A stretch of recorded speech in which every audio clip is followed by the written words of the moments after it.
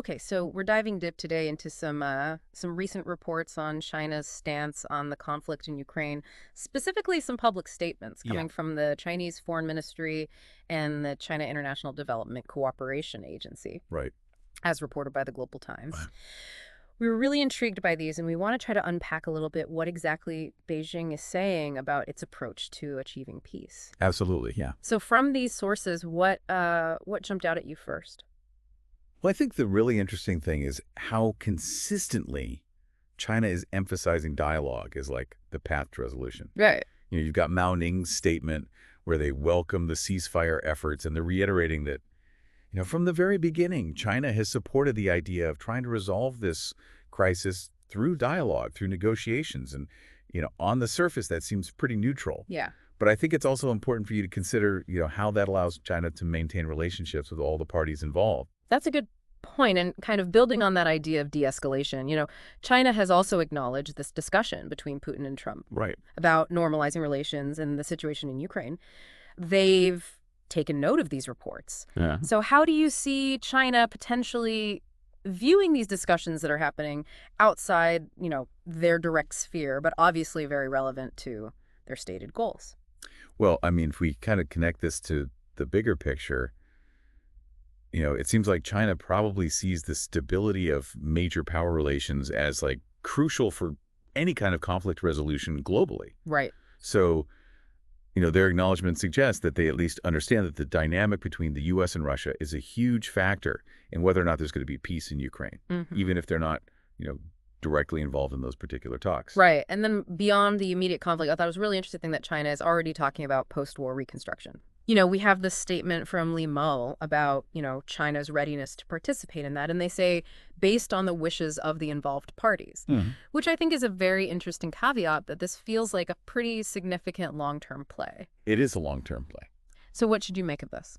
Well, I think you're right to pick up on that because this kind of forward-looking stance signals that China wants to be a stakeholder in Ukraine's future, whatever that looks like. Yeah. And by, offering this assistance with reconstruction, they're sort of positioning themselves to have influence regardless of how the conflict actually ends up. Right. And you're right that the condition about respecting the wishes of the parties involved is also a key diplomatic nuance there. For sure, for sure. So it's not just about future involvement. China is also stating, their aim is to create conditions for resolution. They're talking about seeking mutually acceptable agreements. Right. It really sounds like they want to be seen as, actively facilitating this peace process. Absolutely. So what do you think is crucial for us to understand about that stated goal? Well, I think the key phrase there is mutually acceptable. Right? Because that implies that China recognizes that, lasting peace has to address the core concerns of all sides. Yeah. It can't just be, a solution that's imposed.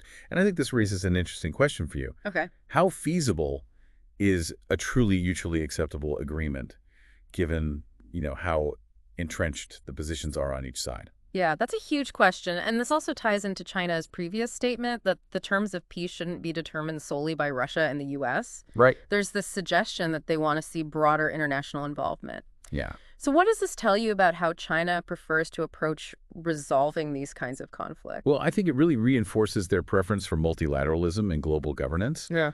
By suggesting that a wider array of voices should be involved in determining those peace terms. China is sort of advocating for a less unilateral approach to these things. Yeah. And, maybe positioning international organizations or other nations to play a more significant role.